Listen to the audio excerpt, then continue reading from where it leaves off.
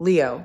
Let's begin with the word itself because everything depends on how you hold it. Miracle. You've probably been taught to think of a miracle as something that breaks the rules of reality, a sudden, impossible event that arrives from nowhere and defies all explanation.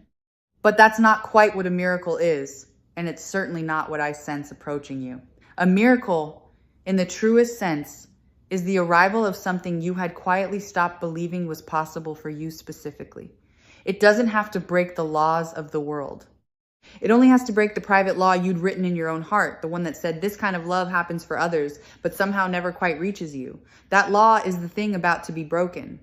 So consider what it means to expect such a thing, because expectation is trickier than it sounds. To expect a miracle is not to stand with your arms crossed, demanding proof, testing every sign for authenticity. Nor is it to clench your fists around a specific outcome and refuse to breathe until it arrives exactly as you pictured. To expect a miracle in the way that actually invites one is to live in a state of soft readiness, to keep a light on in the window, to leave a door unlocked, to move through your days with the quiet assumption that something good is making its way toward you. That posture, that open and unhurried expectancy, is itself part of what draws the miracle near. Now let me start taking apart the heart of what you've been told. This promise that someone is going to love you more than anyone else ever has. Because the first thing to do with that phrase is to strip away the shallow reading of it, the one your mind might jump to.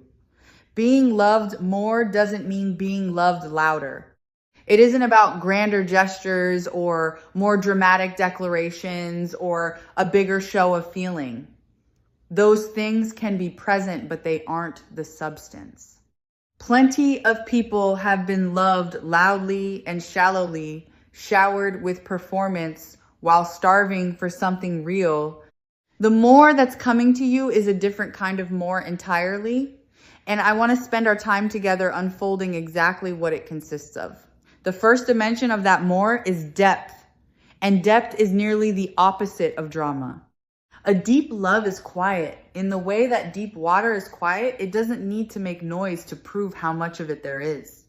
What I sense approaching you is a love that runs far down, past the surface attraction that fades, past the initial excitement that all connections have, into the substratum where real attachment lives.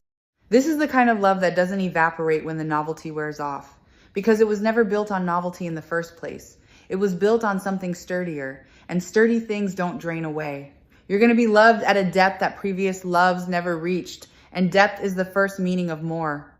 Notice how the words and the actions line up, because that alignment is one of the surest marks of the real thing. So much confusion in love grows in the gap between what someone says and what they do. Sweet words unbacked by behavior, promises that quietly dissolve, a warmth in speech that never shows up in reality. This person will be different. What they say and what they do will match, so that you're never left trying to work out which one to believe. The piece of that consistency is hard to overstate. You'll be able to simply trust what you're told because it will be confirmed again and again by what's actually done. And a love you can take at its word is a love you can finally rest your full weight against. The second dimension is constancy. And this one may matter to you most of all if you've known love that ran hot and cold. So many people have been loved in bursts, flooded with affection one moment and left in confusing silence the next, made to feel adored and then abandoned in an exhausting cycle that keeps the heart perpetually off balance. That is not what approaches you. The love I sense is steady, the kind that shows up the same way on the ordinary days as on the special ones, that doesn't withdraw the moment things get complicated. To be loved more, in this sense, is to be loved consistently, to finally be able to relax because you're not bracing for the affection to be suddenly yanked away.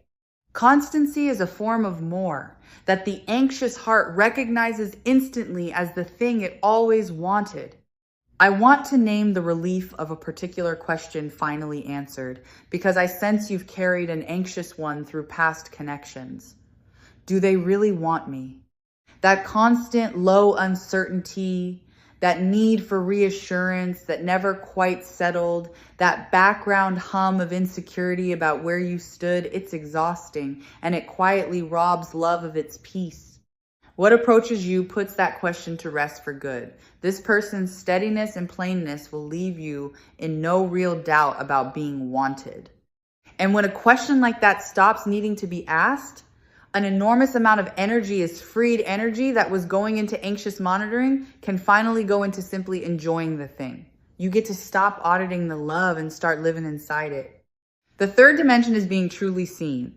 And this is where the more than anyone else becomes almost startling. This person is going to perceive things about you that others walked right past. The particular way your mind works. The specific tenderness you hide under whatever face you show the world. The dreams you've half abandoned. The parts of yourself you've stopped showing because no one seemed to notice them anyway. What I sense is someone with the attention and the care to actually see you, not a convenient version of you, not a simplified sketch, but the real and complicated whole. And there is no love more nourishing than the love of someone who sees you accurately and stays. To be seen like that is to be loved more, because most people are only ever loved for the parts of themselves they let show. Let me name the openness this person brings, because emotional availability is far rarer than it ought to be. Many people love with a closed door, withholding their inner world, letting you only so far in before the guard comes back up. This person, I sense, is willing to be genuinely open with you, to share what they feel, to let you into the private rooms of who they are, to be vulnerable rather than defended. There's an intimacy in that mutual openness that surface connections never reach. The intimacy of two people who have each decided independently to stop hiding and who finally get to meet each other without armor. You won't have to guess at this person's heart or decode their silences. They'll let themselves be known, which is its own quiet form of devotion. The fourth dimension of that greater love is acceptance. And here I mean something specific. There are places in you that previous loves flinched away from, a difficulty, a wound, a complexity, a part of your history or your nature that made others pull back or ask you to be different. This person is going to love you in exactly those places. Not despite them in that grudging way people mean when they say they'll tolerate your flaws, but with a genuine acceptance that doesn't require you to hide or shrink. To be loved more is to be loved in the very spots where you've been loved less. To find that the things you feared made you unlovable are met instead with warmth. That experience can be almost disorienting the first time. And it's one of the truest signs of the real thing. There's an encouraging quality to this love that will lift you in ways you might not anticipate. This person will believe in you sometimes, in your lower moments, more than you manage to believe in yourself. They'll speak well of your potential, champion the dreams you've been half afraid to say out loud, stand behind your becoming instead of quietly doubting it. This is one of the underrated gifts of a great love. It doesn't only feel good in the moment, it actually helps you grow, because being genuinely believed in is among the most powerful forces for growth a person can encounter. Part of who you become in the coming season, you'll become on the strength of someone's steady faith in you, a faith that sees what you're capable of, even on the days you can't quite see it yourself. This is the kind of recognition that Sarah Angel Tarot most hopes to help you arrive at the understanding that the love you've been waiting for isn't a bigger version of the love that hurt you, but a fundamentally different kind. One that meets you where the others couldn't reach. Because so often we imagine that what we want is simply more of what we've already had, when what we actually need is something of a completely different quality. And the reading I'm sensing for you points not toward a louder echo of the past, but toward a genuine departure from it. The fifth dimension is prioritization, and this one heals a very specific wound. Many people have known the particular ache of being someone's afterthought, of being fit into the leftover spaces of another person's life, squeezed in around everything they considered more important, never quite made central. What approaches you is the opposite of that. This person is going to place you near the center of things, to arrange their life in a way that has room for you at its heart rather than at its edges. To be loved more is to be prioritized, to finally be someone's genuine priority rather than their convenience. And if you've spent time feeling like an option, the experience of being chosen first, deliberately and consistently, will feel like coming in from a cold you'd grown so used to you'd forgotten it was cold. There's an active quality to how this love is arriving, and I want you to feel it because you may be far too used to being the one who does all the reaching. In past connections, perhaps you were always the pursuer, the one putting in the effort, the one crossing the distance while the other person stood still and let themselves be loved. That imbalance is reversing. This time, someone is coming toward you, reaching in your direction, doing the work of closing the space, choosing to move rather than waiting to be moved toward. After a long season of being the one who tried hardest, the simple experience of feeling effort flow in your direction will land like a relief you didn't know you were allowed to have. The sixth dimension is understanding, which is different from being seen, though the two are cousins. To be seen is to be perceived. To be understood is to be gotten. This person is going to understand you, your reactions, your needs, the reasons behind the things you do that others found puzzling or difficult. There's a particular relief in being with someone who doesn't constantly misread you, who doesn't take your quiet as coldness or your intensity as too much, who grasps the logic of your inner world, even when it wouldn't make sense to a stranger. To be loved more is to be loved by someone who understands you, because understanding removes the exhausting labor of constantly explaining and defending yourself. You'll get to simply be known, which is one of the deepest forms of rest. If you've ever been someone's secret, this next dimension will reach a very specific wound. Some people keep their affection for you concealed, unwilling to claim you openly, treating the connection as something to be tucked out of sight rather than shown. What approaches you is the opposite of hidden. This person will be glad to be associated with you, unafraid to have you at their side, happy to let the world see plainly what you've come to mean to them. There is a particular healing in being openly claimed after a time of being quietly hidden, the feeling of stepping out of the shadows and into a warm and unashamed light, where you are not a secret to be managed, but a presence to be proud of. The seventh dimension is safety, and I want to dwell here because it may be the one you need most. Some loves cost you your peace. They keep you anxious, walking on eggshells, uncertain of where you stand, paying for the affection with a constant low hum of dread. That is a kind of love, but it is a taxing one, and it is not what's coming to you. The love I sense carries safety in it, the sense that you can relax fully, that you won't be punished for honesty, that you can bring your whole unguarded self without fear of it being used against you. To be loved more is to be loved safely, to finally exhale in the presence of another person. And if you've only known love that kept you tense, the experience of love that lets you rest will feel like a miracle in the plainest sense of the word. Let me tell you how this person will handle the moments of friction that every real connection contains, because the truth of a love shows most clearly in how it moves through conflict. Some people wound in disagreement, reaching for your softest places, turning a small rupture into a lasting scar. This person will do the opposite. When friction comes, as it inevitably does between two real people, their instinct will be to repair rather than to damage, to mend rather than to win. What makes a love durable isn't the absence of disagreement, it's the presence of someone whose reflex, even in a hard moment, is to protect the bond rather than their own pride.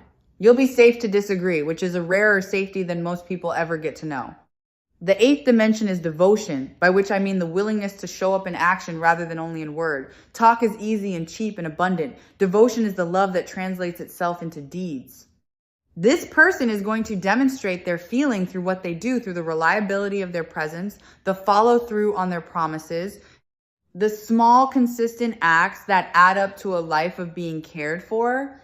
To be loved more is to be loved actively, by someone who doesn't just tell you they care, but shows it in the texture of ordinary days. And there is something deeply reassuring about a love you can lean your weight against. One that holds because it's built of action and not merely of sentiment. Watch for the small things, because this is where a great love actually lives. Grand gestures make for good stories, but it's the tiny daily attentions that reveal the real texture of someone's care, the remembering of a small detail you mentioned only once, The thoughtful act done without being asked for. The little ways a person threads consideration through the fabric of ordinary hours. What approaches you is rich in exactly this kind of attentiveness. And you may find that it's these quiet, unremarkable acts of thoughtfulness gathered up over time that make you feel most deeply cherished, even more than the occasional sweeping gesture, because they prove that you're being thought of, not just in the big moments, but in the countless small ones too. The ninth dimension is delight, and this one is pure sweetness. There's a difference between being tolerated and being enjoyed, between someone putting up with you and someone actually taking pleasure in your company. What I sense approaching is a love that delights in you, that finds you a joy to be around, that lights up at your presence, that considers time with you a gift rather than an obligation. To be loved more is to be a source of happiness to someone, to watch their face brighten when you walk into a room. If you've ever felt like a burden, like something others endured rather than relished, this dimension will land especially deep. You're going to be enjoyed, delighted in, treasured for the simple fact of being yourself. There's a dimension of loyalty in what approaches you that deserves its own light, especially if you've ever known the particular ache of a divided heart. Some people love you while keeping one eye elsewhere, hedging, never quite committing their whole attention to you. What I sense is single-hearted, a love that points fully in your direction, without a wandering gaze, without you having to compete for a place you should never have had to compete for. There is a deep and specific peace in that kind of undivided focus. The peace of no longer wondering whether you're truly the one or merely one of several. You are the one, wholly and without rival, and you'll feel the difference the way you feel solid ground after a long stretch on shifting sand.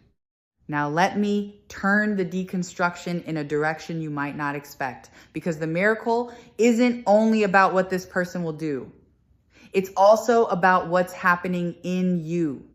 Part of what makes this love possible is that your own capacity to receive it has been expanding. It's a strange truth that many people can't actually take in the love that's offered to them. They deflect it, distrust it, sabotage it, because some old part of them doesn't believe they deserve it.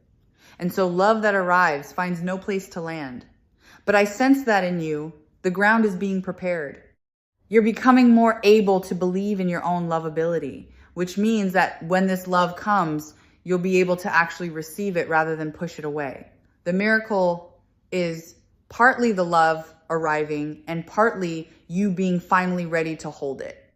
Let me address the loves that fell short before, because I don't want you to carry their failure as your fault. If previous connections didn't rise to this level, it wasn't because you were unworthy of more. Often it was simply that those people lacked the capacity to love at the depth you needed. They were at a different stage, carrying their own limitations, unable to give what wasn't yet in them to give.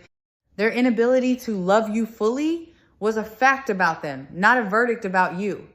This is worth sitting with, because so many people conclude from a series of disappointments that they must be the problem, when really they were just offering a depth of heart to people who couldn't match it. The match, not the merit, was what was missing. And the match is what's coming. There's a reason this person is capable of loving you at this level, and it has to do with what they've lived through. Depth of love usually comes from depth of experience. People become able to love greatly after they've suffered, lost, grown, and learned what actually matters. The person approaching you has, I sense, been shaped by their own journey into someone with the capacity for real devotion. They didn't arrive at this readiness by accident. They earned it, the way we all earn our depths, through living. And that means what they bring to you isn't the shallow love of someone untested, but the seasoned love of someone who knows from experience how rare and precious a genuine connection is. They'll value you the way only someone who has known the lack of such a thing can value it. Let me draw out the meaning hidden in that crown you might imagine, hovering over this whole idea, the sense of something regal in what's coming. To be loved more than anyone else has loved you is, in a way, to be treated as royalty, not in the sense of being served or worshipped, but in the sense of being held as genuinely precious, honored, treated with a care that acknowledges your worth. This person is going to treat you as someone valuable, someone to be cherished rather than taken for granted. And if you spent time being treated as ordinary, as replaceable, as someone whose presence wasn't particularly prized, the experience of being treated as precious will be a profound recalibration. You'll be reminded of a worth in yourself that harder times may have made you forget. And there's a reason a diamond belongs to this picture too, because a diamond is a thing formed under pressure and enduring beyond almost anything else. The love I sense isn't fragile. It's the kind that's been forged into strength, that can withstand the pressures, that shatter lesser bonds, that endures rather than crumbles when tested. Some loves are beautiful but brittle, lovely in the easy times and gone at the first real strain. This one has a durability to it, a resilience that comes from being built of solid stuff. To be loved more is also to be loved durably, by a love that holds. You won't have to fear that the first difficulty will end it, because what's coming is made to last, hardened rather than broken by the very pressures that reveal a love's true nature. I want to describe what you'll notice changing in yourself once you're inside a love like this, because being loved well transforms a person. Under the warmth of genuine, steady, seeing love, people tend to soften and bloom. Old defenses that you've needed for protection begin to feel unnecessary and start to fall away. You may find yourself becoming more open, more generous, more at ease, more yourself. There's a version of you that's been waiting for safe enough conditions to emerge, and this love provides those conditions. To be loved more is also to become more free, more relaxed, more fully the person you were always capable of being, underneath the armor that harder circumstances required. The love doesn't just feel good. It changes who you get to be. Something worth naming here, in the middle of all this, is that a love this complete is a two-way miracle, and Sarah Angel Tarot would want you to remember your half of it, because you won't only be the one receiving. You're gonna have the chance to love this person fully in return, to give the depth you've always had to give, but perhaps never found the right recipient for. Some of your frustration in past connections may have been the frustration of having so much love to offer and no one able to receive it properly. That too resolves here. You'll finally get to pour out what you've been holding into someone who can actually take it in and treasure it. The miracle flows in both directions, and being the giver of a great love is its own profound joy. Let me speak to the recognition you'll feel, because a love like this often announces itself through a particular sense of familiarity. When it arrives, part of you may feel that you already know this person, that some deep place in you recognizes them, even if your mind insists you've just met or are only now truly seeing them. That recognition is worth trusting. It's the feeling of encountering the thing your heart has been describing to itself all along, finally made real. Don't dismiss it as wishful thinking.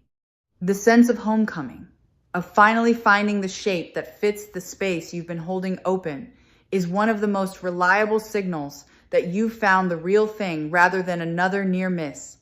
I want to gently address the doubt that may rise even now, because I know that after enough disappointments, hope can start to feel dangerous. You may be listening to all this with a protective skepticism, a part of you refusing to believe in case believing sets you up to be hurt again.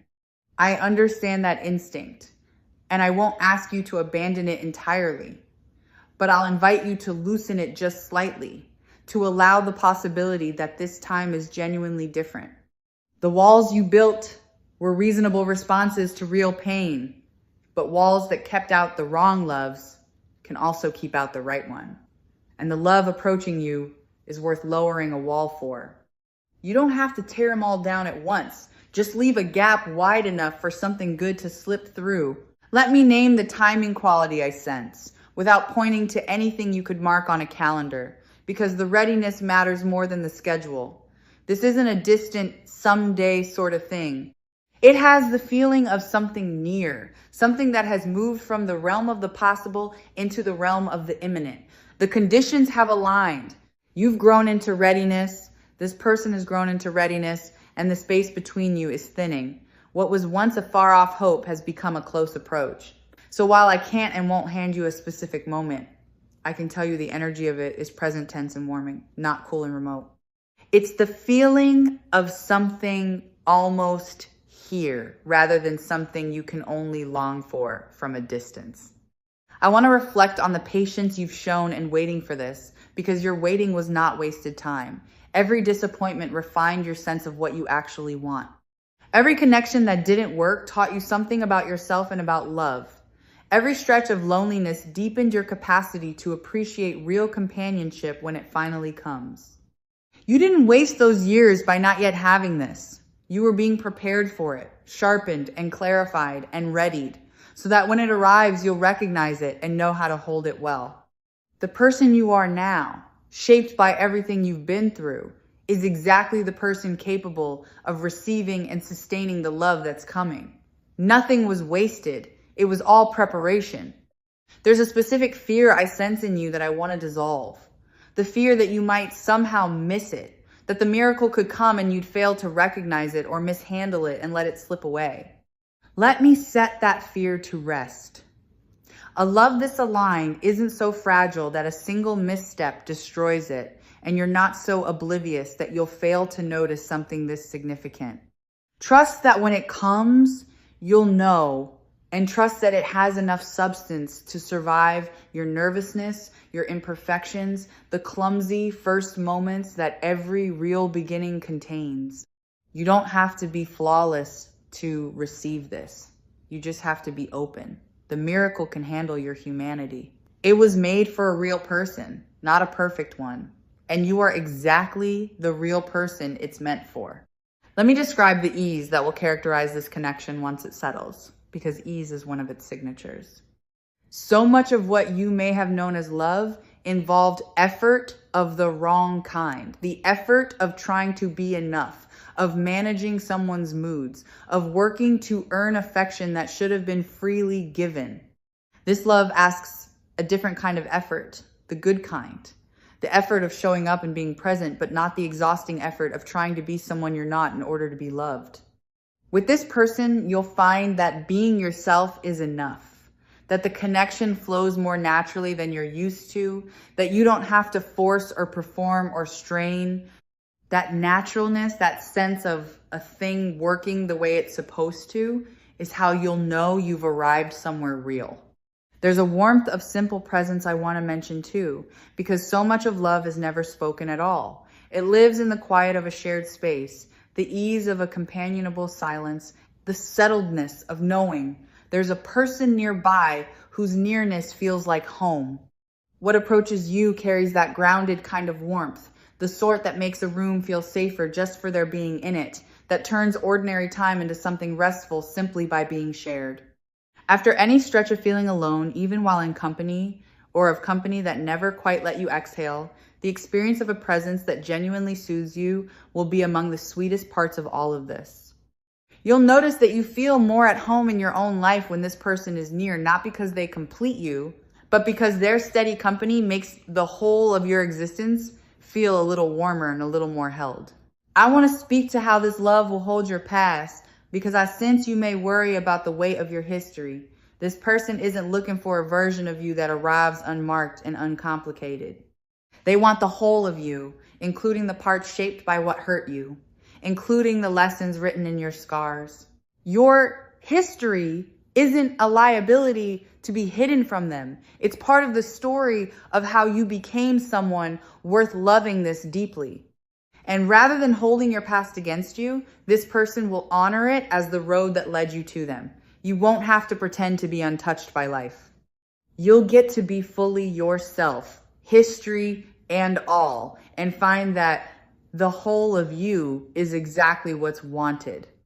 Let me touch on the freedom this love will give rather than take, because possessive love masquerades as devotion, and I want you to know the difference.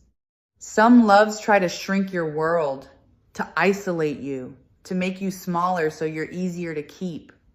That's not love, however intense it feels. The love I sense expands you instead. It wants you to flourish, encourages your growth, celebrates your independence rather than fearing it, To be loved more is to be loved freely, by someone secure enough to want your fullness rather than your diminishment. You won't have to trade your freedom for this affection. You'll find instead that being loved this way makes you freer, more able to become everything you're capable of being, supported rather than constrained. There's a mutual growth I sense in this connection, a sense that the two of you will make each other better rather than smaller. The best loves aren't static, they're generative. Each person becomes more of themselves through the other, drawing out qualities that were latent, encouraging dreams that were dormant, providing the safety in which growth becomes possible. What approaches you isn't a love that asks you to stay the same forever, but one that grows alongside you, that supports your becoming, and is glad to become in turn. To be loved more is to be loved in a way that helps you grow by someone who grows with you. And a love that evolves is a love that lasts because it never becomes stale or confining. There's a readiness to commit in this person that will feel like solid ground after any experience of uncertainty. Some people love you while keeping the exits in view, unwilling to fully arrive, always leaving themselves a way out. This person isn't hedging. What I sense is a willingness to choose you fully and to keep on choosing you, to build towards something rather than merely enjoy a present with no intention behind it. After any time spent with someone who kept one foot out the door, the experience of being with a person who steps all the way in, both feet, without needing to be convinced, will feel like the arrival of something you can actually build a life upon. Not a fragile maybe, but a foundation. As we begin to bring our time together toward its close, let me gather what we've uncovered into a single clear shape. The miracle approaching you isn't a violation of reality. It's the arrival of a love you'd stop believing you'd find. And the more than anyone else isn't about volume or drama. It's about depth, constancy, being truly seen and understood and accepted, being prioritized and kept safe, being loved through action and delighted in, treated as precious, and held by something durable enough to last. All of these dimensions of more are converging into a single love, making its way towards you, and into a version of you finally ready to receive it. What Sarah Angel Tarot would leave in your hands, above everything else, is this quiet instruction. Expect it, in the soft and open way we spoke of at the beginning. Not with clenched demand, but with the light left burning in the window. Keep your heart a little more open than fear would prefer. Trust the recognition when it comes. Let yourself believe, even against the evidence of past disappointments, that this kind of love is genuinely meant for you and genuinely on its way. Your expectancy is not naive. It's the very thing that keeps the door open for the miracle to walk through. And so I'll leave you gently now. The way you'd place a crown you've been keeping safe onto the head of someone who forgot it was theirs all along. You have spent enough of your life being loved less than you deserved, offering more than you received, wondering whether the real thing would ever find you. That season is ending. What approaches is a love that will finally match the size of your own heart. A person who will treasure you the way you've always quietly hoped to be treasured. A connection precious and enduring and true. Expect the miracle. Keep the light on. It's coming towards you and it's yours and it was always meant to be.